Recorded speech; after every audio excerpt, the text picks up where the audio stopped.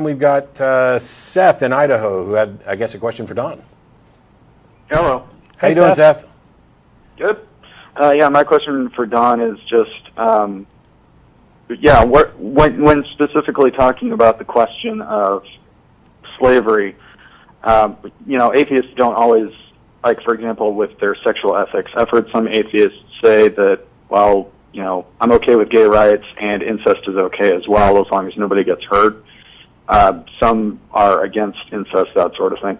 So atheists have different standards when it comes to their ethics. I'm wondering, when it comes to the question of slavery, what moral standard do you use to determine whether it's right or wrong? Well, I guess my morals are based on reason, responsibility, and compassion. So reason to understand the world, responsibility to take responsibility for my actions and understand their consequences, and compassion to have compassion for others and understand the effect I have on others when I'm doing something. And it's the old question for slavery. It's the old question is would you like to be a slave? And if not, then why would you inflict that on others? Okay. My question for you then is, well, I promise I have a point with this. Have you ever owned like a cat or a dog or something? Yeah. Okay. So humans are highly evolved animals. Why does the fact that they're more evolved mean that it's wrong to own them? I mean, I'm assuming you don't have a moral problem with owning a cat or a dog. Humans are just evolved.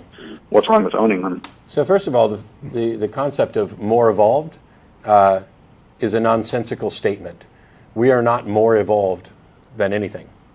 That's a complete misunderstanding of evolution. It puts it as a kind of a ladder. When it's not a ladder, it's a tree. But I have pets. I have a variety of them. We got 4 cats and 2 snakes, and I've had lots of other pets as well. They're not slaves. They are not simple property. I view it as custodianship and responsibility.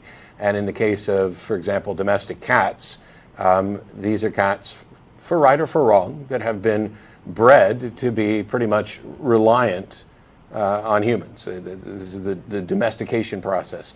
My pets aren't slaves. And also, when it comes to rights and freedoms and moral responsibility,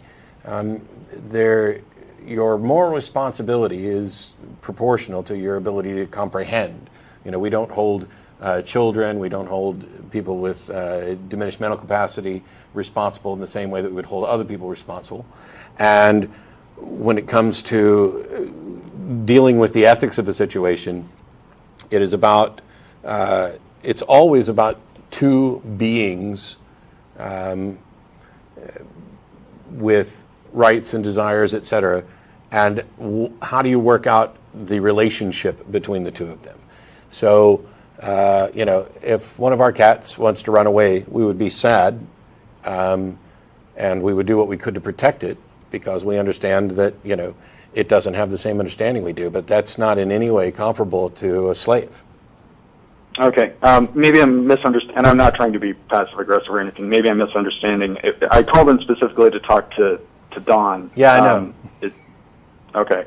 Can I talk to him instead? I want to know what his views on that sort of thing are. Okay. I mean, are yours pretty much the same as Matt's?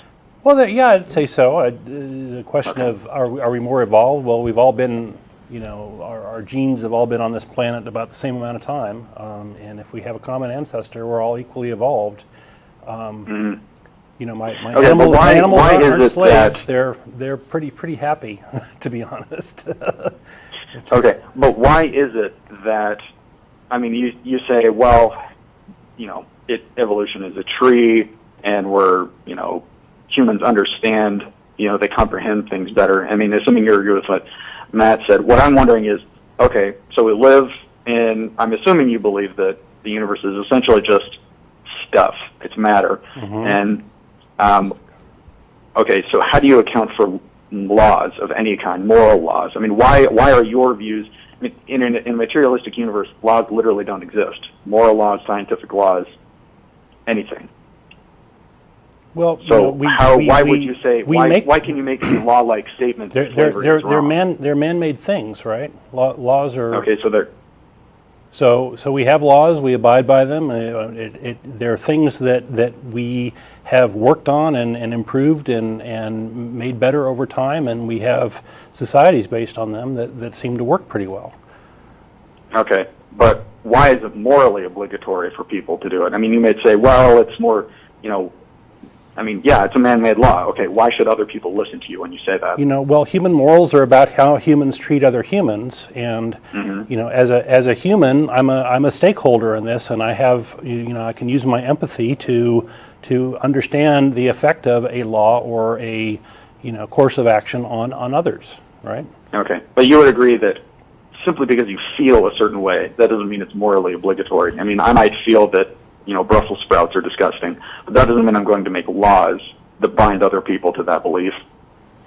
Right. Right. So how do you know that your views on slavery aren't just personal preference? How do you know that they should be obligatory on other people? Well, gosh, we've all kind of got rid of them out of our laws. We've had the debate. We've over the centuries we've had the Civil War. I have the benefit of the reasoning of everybody else that's come before me. And right. Various people have voiced their opinions. My question is, okay, yes, it happens that we've gotten rid of it. Why? If you're going to say something is morally wrong or morally right, what standard are you using? By what standard? The main one is harm, right? Treating someone as a pack animal or as a slave is harmful to that person, right? Okay, so harming people is wrong, you would say. Okay, but if we're just all evolved, if we're just matter, why is it? I mean, if an animal kills another animal, no one gets. I mean, unless you're an animal rights activist who want, unless you're concerned about that sort of thing. I mean, if a lion kills a gazelle, nobody gets upset. They're animals. We're animals too. Why get upset if people mistreat each other? Because we have higher expectations of humans. Because that's humans have the ability to reason. Why should we have higher expectations of humans?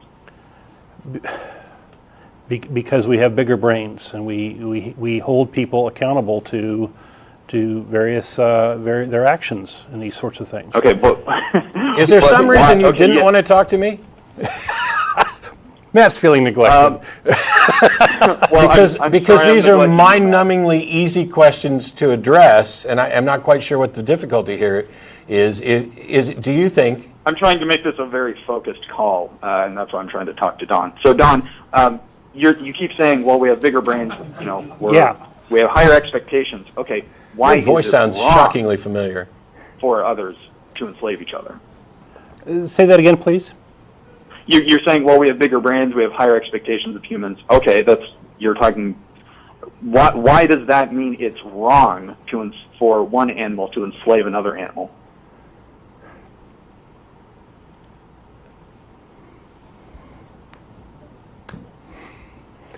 I don't know. Have you ever been a slave? You don't know?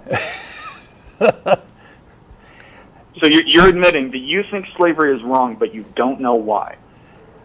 I gave you an answer earlier that I didn't want to be a slave, and therefore I can reason that other people don't want to be slaves also. And right, but that goes back to my original question of feelings. I mean, I may not, if I murdered someone, I may not feel like I deserve the death penalty, but other people, I might deserve it. My feelings on the matter don't matter. The question is whether it's right or wrong. And you're saying slavery is wrong, and I don't know why. What do you mean by right or wrong?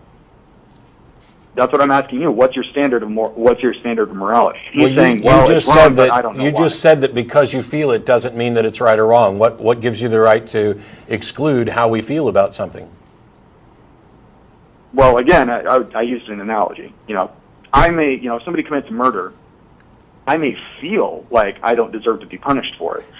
But how the fact does that the I feel person like who, I don't need to be punished for it doesn't mean I shouldn't.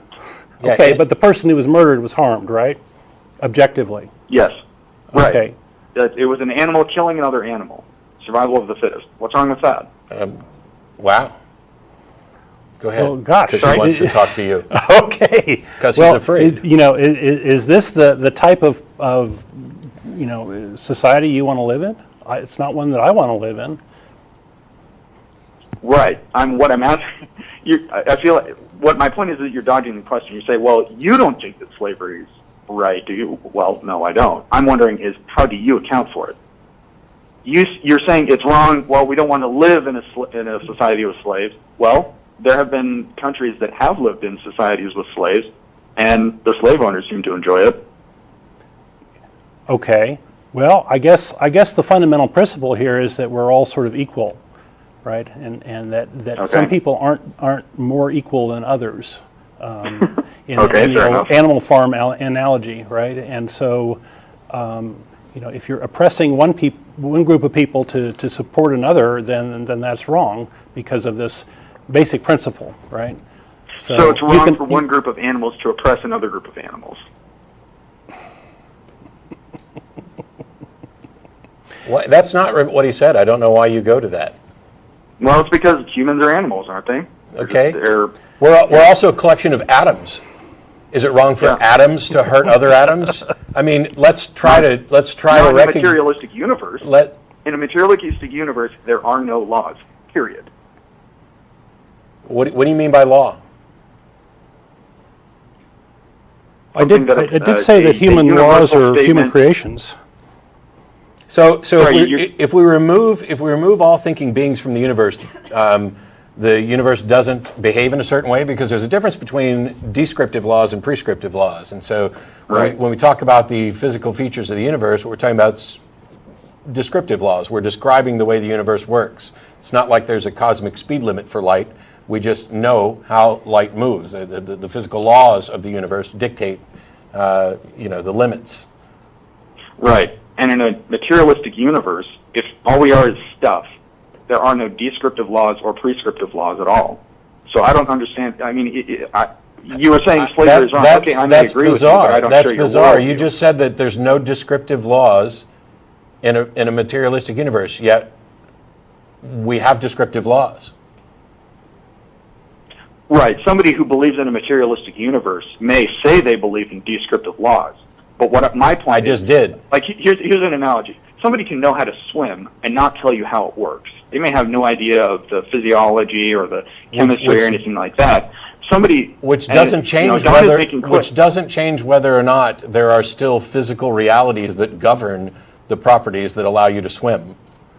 The fact that one person does not know something does not mean that there's not a physical property that we could then describe as a law. Sure, I agree with you there. I don't believe in a purely materialistic universe, so I think there are laws. But what I'm saying is, if all we are is matter in motion, we're just evolved animals, it's just a material universe, there are no laws. You're just wrong. And Don, I'd like to continue talking to you, Don. I tell you what, how about we just move on to somebody else? You're welcome to email us. You don't know why. No, well, see, you talked to Don and you asked specific questions, and he gave you responses that you just didn't accept. Yeah, he said, I think slavery is wrong, but I don't know why.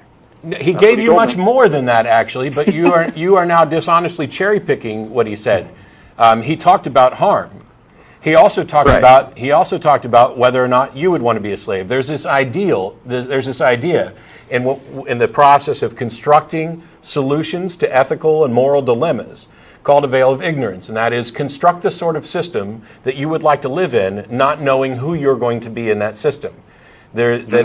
Now, we are in agreement, I would think, that slavery is not only bad for the individual, but that it is also bad for society, and that it is in fact bad for the slave owners as well, even if they can't necessarily see that right away, correct?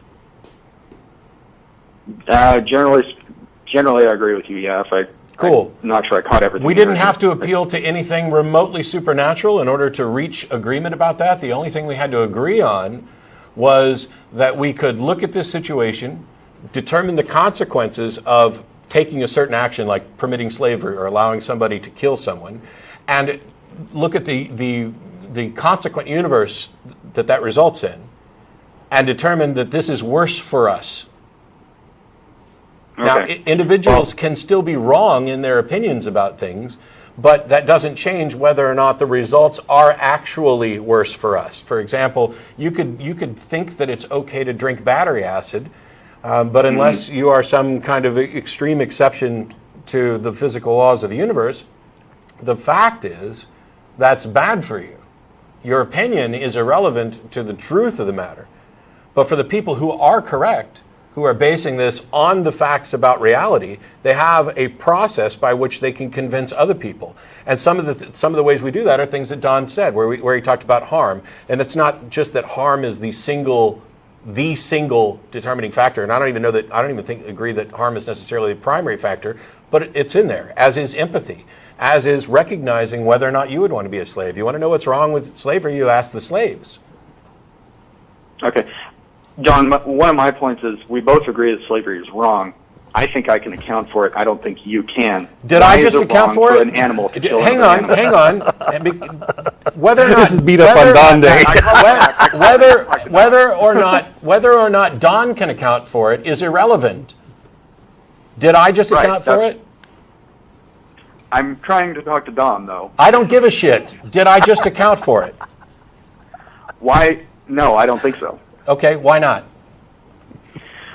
Well, at the end of the day, my question is, why do your views on it, why are they obligatory to other people? They're not. It's not. It has nothing to do with the fact that these are my views. It has nothing to do with the fact that these are Don's views. What we are appealing to is the facts about reality, which are true independent of our position. Slavery isn't immoral because it's my view that it's immoral.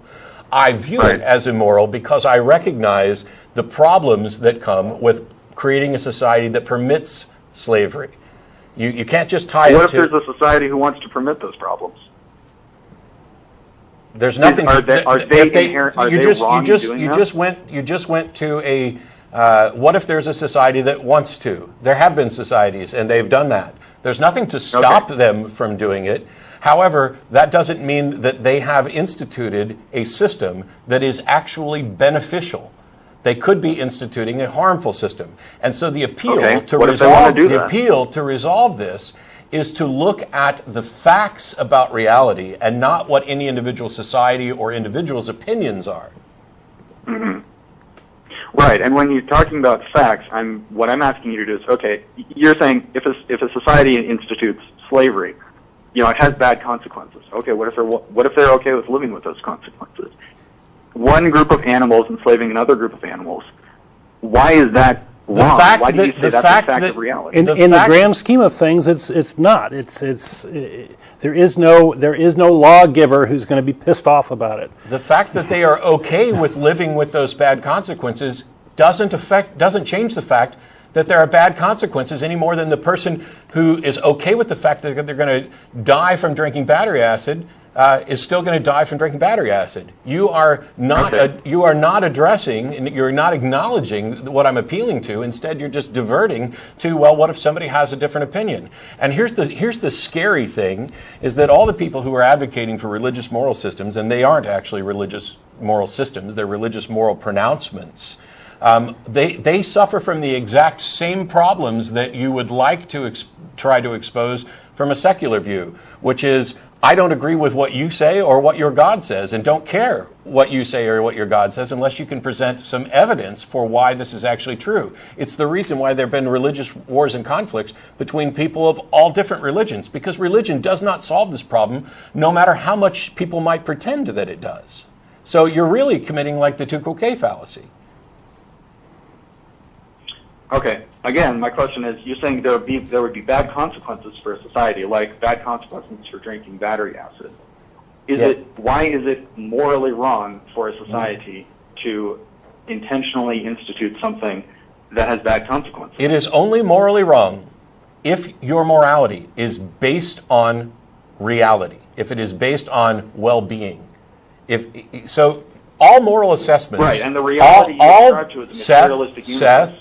All moral assessments are the evaluation of a situation to an ideal.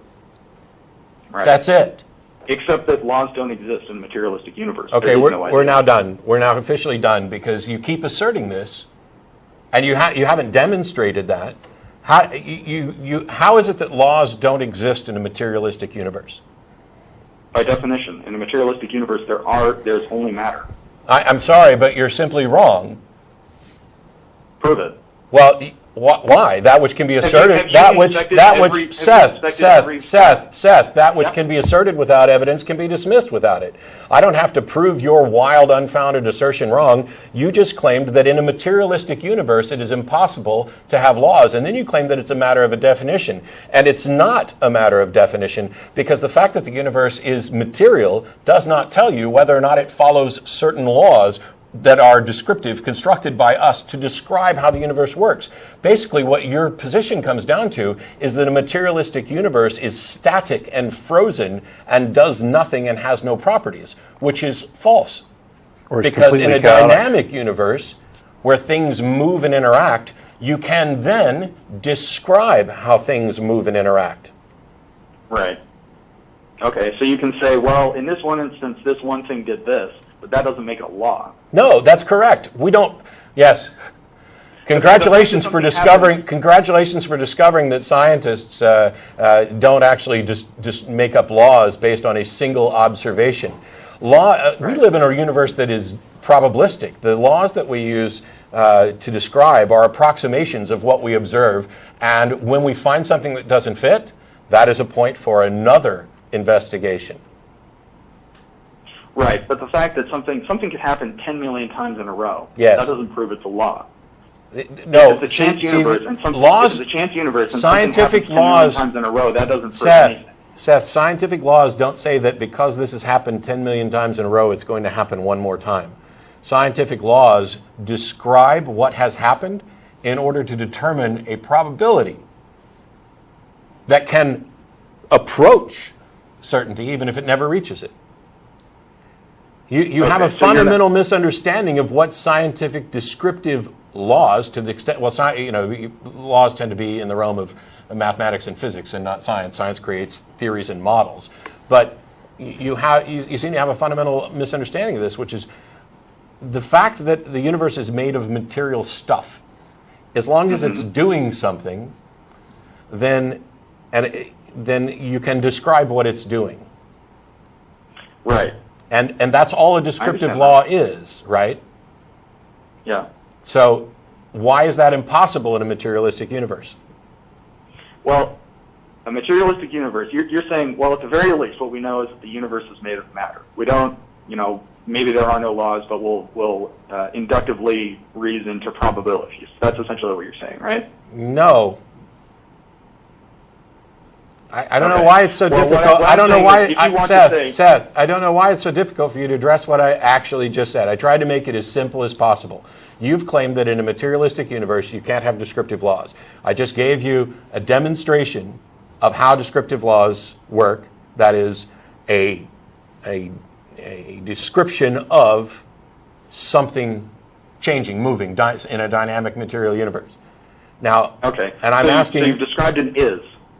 Where does the ought come from? I have not mentioned an ought. Right, but you're descriptive laws aren't oughts. What? Sorry. Well, what you've said is you've described a universe. You're saying this is the way the universe is. We can have descriptive laws in a materialistic universe. Yes. I say, okay. No, you didn't actually say okay. Where do moral standards come from? You're arguing from an is to an ought. No, I'm actually not arguing. Well, they don't come from God, right? Because if there were a God, he got it wrong on this one, right? Well, wrong by what standard? Where's the ought? You've described an is. You already agreed that slavery was wrong, right? So, where is the ought from God got it wrong? Well, I'm the one who called in, and I'm asking the questions. What I want to know is... Hang on. No, sir. That's an ought. No, sir, Seth. Seth, this is actually discussion. And the goal of the show, we ask people what they believe and why. It's actually us asking the questions. I've been far more tolerable with your shenanigans than perhaps I should, considering how long the call's gone on. The question is that how does appealing to a God, first of all, I haven't made an ought statement. I was talking about ises. We were talking about descriptive laws. And your assertion was that descriptive laws can't exist in a material universe, something which I've repeatedly asked you to defend, which you have avoided. And now you're going to say that you're the one who's asking the questions. Matt, it's an argument from definition. If you say that the world is made of matter and that's it, Well, you're defining out of existence laws. No, you're not. If you say matter exists and only No, exists, if you define that the universe only exists of matter, you have not defined laws out of existence, because you haven't demonstrated that matter is incapable of producing a mind with which to identify and observe the differences. You are making a well, I haven't grand said that it assumption can't. I'm in just there. saying we don't know. Sorry? I'm not in that particular argument. I'm not saying that we can't. I'm just saying you don't know. If you say the I don't know world's what. made of matter, You're the you one can't who- know that there are laws.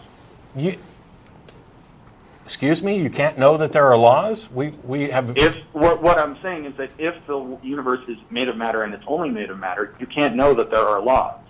Yeah, I mean, you'd yes, have to Aggie. observe every fact of the universe and find out that it, obeys the laws of logic. And What then is you can what is say your definition of a law? something that applies to all particulars? I might start with that. Okay, there are no laws. I'm not aware of any laws. Okay. Your definition of law is patently absurd. It doesn't match with the descriptive laws that we were just talking about. It doesn't match with the laws of mathematics or physics. The type of law you're describing is one that is tied up with this idea of absolute certainty. And I'm not aware that we could be or could have absolute certainty with regard to anything. So you're not certain that slavery is wrong? No, not absolutely certain. Okay, Are you? sounds good. I am, yeah. Now, just because I'm not absolutely certain, you didn't ask how certain I was. Okay. So Now, you're not certain. does it matter whether or not I'm does it matter whether or not I'm absolutely certain, or if I'm just really, really, really, really, really, really close to certain? Because I'm convinced that I can't be absolutely certain about anything. Are you certain about that? No. Okay. Have you been That's watching why I Sci-10 think Bruggencate? Because if not, you can watch that debate where I actually addressed all this. Are you certain, Seth? I am, yeah. How did you get to be absolutely certain?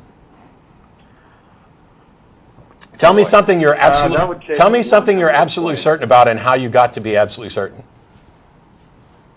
I can summarize the position, but I don't want you to take the summary as an argument. I just Okay. said, tell me one thing that you're absolutely certain about, and how you got to be absolutely certain.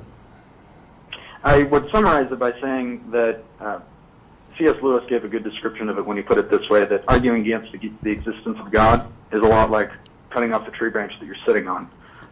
Any other position slits its own throat.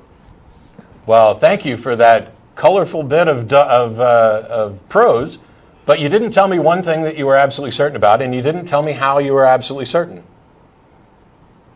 Well, God created everything. I'm And certain so of that. you're absolutely certain that God created everything. Yep. How did you get to be absolutely certain about that? I get my worldview from Scripture, and Scripture claims that he did that And how do you know the Scripture is absolutely correct? because it was written by an infallible God. How do you know that it was written by a God? Well, I see where you're getting at this, Matt, and here's the problem. Any hole that you think you can poke in my arguments or worldview, you can't be certain about. Because again, I'm not asserting. There are no laws. I'm not asserting that I'm Just absolutely because you're certain doesn't mean you're right. See, I have this great new T-shirt with a brain and a vat on it, and it says "I don't know" and "You don't either." And so you're the one who's claiming that you're absolutely certain, and I'm asking you how. And as we drill back, all of a sudden you realized, oh wait, this is going to lead me to a trap where I have to acknowledge that I'm not actually absolutely certain. Aren't you a fallible being? Yes, I am. Then how is it possible for you to be absolutely certain about anything? Because I have an infallible source from which I... How do you know that that source is infallible? If you have to assess a source to determine whether or not it's fallible or infallible, and you're fallible, how could you ever determine that the source is infallible? Because no other position makes sense. How do you know? How do you know that no other position makes Don, I called sense? to talking to Don, so I'm going to go back to Don. No, you're done talking to anyone, Seth. Thank you so much for calling and acknowledging that your failings there, because you don't get to dictate that just because the going gets tough and your fallacies related to certainty have been exposed, that you get to move on to Don. Have a good weekend. Yeah, I do this shit for a living. What fun being a punching bag. Let's go to another caller. Yeah, let's do.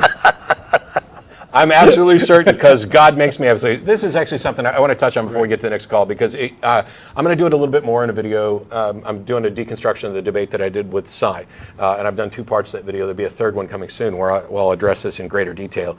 And the problem, not only as I pointed out, of being a fallible being, trying to address this issue of whether or not there's an infallible God, is that let's assume for the sake of argument that there was a God and he's infallible.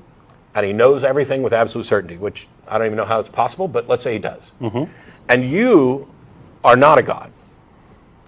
Not only could you not be absolutely certain, I don't see how it's possible that this God could make you absolutely certain. And the example that I used was like, if you've got a dirty filter and you pour water through it, you're not going to get clean water out of it.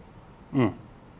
Yeah. And it's not a perfect analogy, but the problem here is that you couldn't possibly distinguish a lying God from a all-knowing God. It goes back to what we said about the Garden of Eden ages ago, which is, if you read the story, the serpent's the one that tells the truth. But when people say, "Oh, I know that God," I ask them, "How do you know God's the good one and the devil's the evil one?"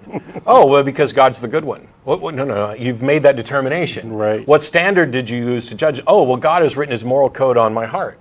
Well, you're judging God by God's own standard at that point. And if you judge the devil by the devil's own standard, then he'd come out shining. If you judge me by my own standard, I'd come out shining. All you're doing is making an axiom that says, I'm absolutely certain that God exists and made me absolutely certain because I'm going to assume that God exists and is perfect and is capable of making me certain. Yep. You can't, if your calculator only displays to 5 significant digits, you're not going to get 100 significant digits out of it. It's just not possible.